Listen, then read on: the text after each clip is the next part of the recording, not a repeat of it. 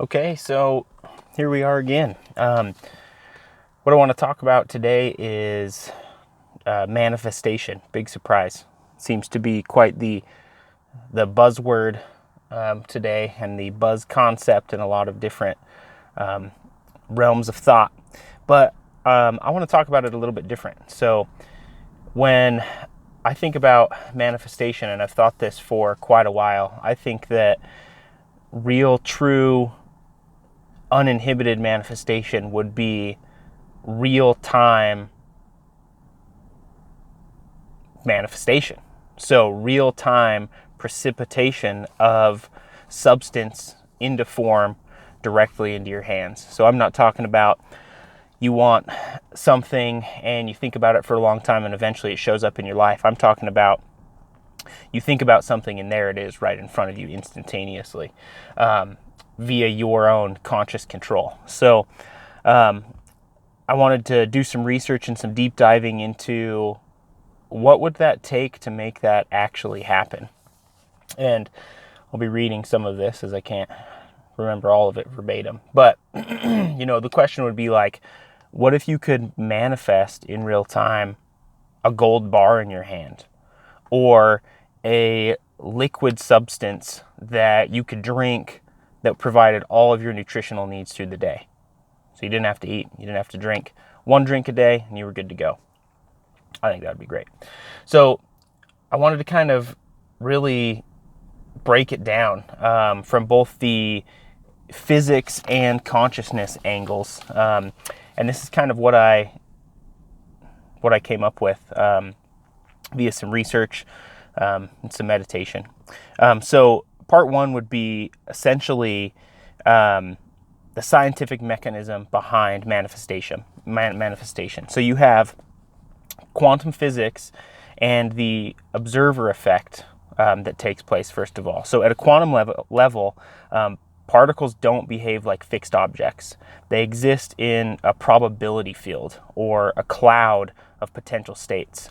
And until an observer measures or interacts with them is when they really take on their form or their existence.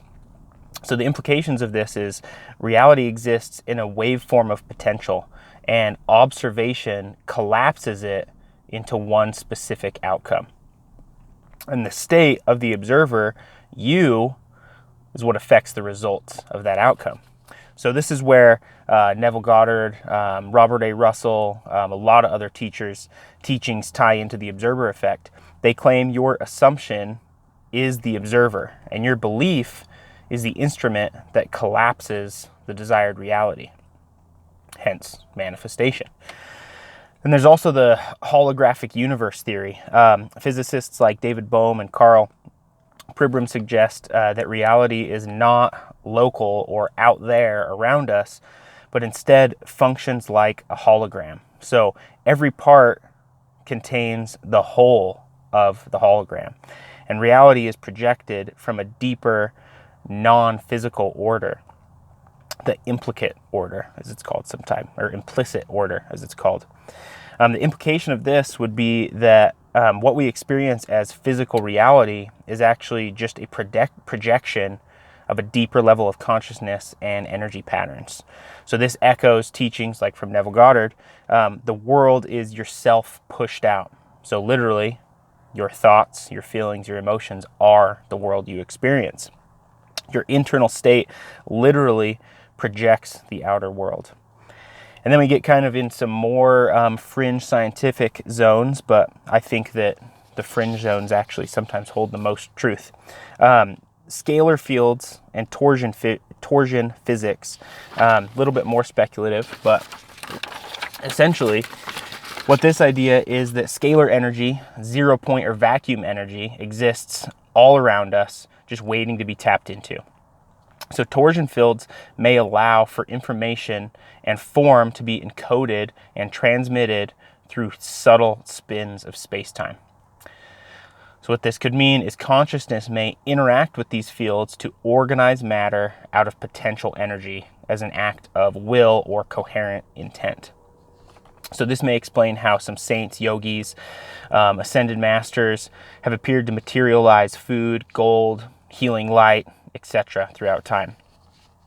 So, can you really materialize something from nothing, such as a gold bar right into your hand? So let's see if we could break all our limitations and really go all the way on this. So the theoretical requirements to materialize a gold bar, as an example, or really whatever you want, in your hand would be, one, to control the 0-point field. So you would need to access the infinite quantum vacuum, the raw energy that permeates all space, and imprint it with a precise atomic structure. Take a lot of focus. 2, the coherent thought would be your carrier wave. So your mental image plus your emotional conviction would need to act like a laser focus to coherently organize the raw energy into physical matter. Number 3, you'd have to have perfect alignment with the law of assumption. You must fully assume that gold bar or whatever you're trying to manifest already exists in your hand with zero contradiction, zero doubt, and zero separation. So not wanting it to happen, but knowing it already happened. You could have no inner conflict or laws broken within your own matrix of reality. So I would say most people, vast majority of people, cannot materialize objects because they believe it's impossible or against the law of physics. These beliefs would act as blocks and locks on the simulation, which I think we all experience that. You need the activation of the superconscious field. So at the deepest level, manifestation of this kind that I'm talking about would come from your I am presence, not your ego desire. The more unified you are with divine mind, the more direct your access to creative authority. So what if you wanted to manifest like the liquid elixir that I mentioned in the beginning? Creating a cup of substance like liquid light that contains every nutritional and energetic need you needed for the day or the week or maybe even a month. Might sound a little far-fetched, but in some traditions, yogis speak of Amrita, the nectar of immortality. Jesus speaks of living water. Many saints subsisted on only prana or sunlight alone.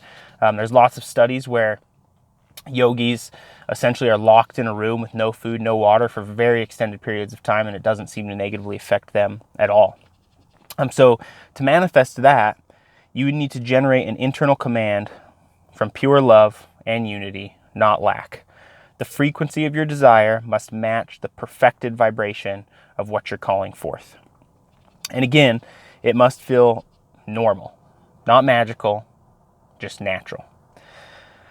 Miracles do not break the laws of nature. They transcend them by operating from a higher law. That's St. Augustine. So, I mean, if you're interested in this, technically you could start training your ability to work closer to this, even just as an experiment. So how to start training this is, number 1, a daily visualization practice. Train your mind to hold a clear, specific image with strong emotional certainty. How long can you hold a specific image in your mind without your mind wandering away from that image? Number 2 would be assumption anchoring. Walk, breathe, and behave as if your manifestation is already done. Not in a fantasy, but in a total inner alignment. 3, release physical limitation programming. Meditate on infinite supply. Rewire your nervous system to expect miraculous results. 4, work with your higher self and your I am presence. So these kinds of manifestations don't come from the personal level. They would flow through surrender and divine intention. Throughout your day, number 5, experiment with micro miracles. So try manifesting small shifts in your environment, like a coin, a sound, a person saying something unusual, and these can help train these divine mechanics. So in my opinion, I think that this eventually would be possible from humans. And yes, it is possible, especially if you are the one who ends up doing it. You don't need to break physics. You need to operate from above them. There is a law governing everything that has to do with physics that is a higher law than this physical reality. The version of you who can manifest gold, divine elixirs, whatever you want, already exists in the field. The bridge to becoming that version is belief, any transformation, and radical assumption. Let the weak say, I am strong. He calleth those things which be not as though they were. What excuse me. What things soever ye desire, when ye pray, believe that ye receive them, and ye shall have them. So I think this is kind of a fun rabbit hole to go down, and I'll see you next time. Thanks.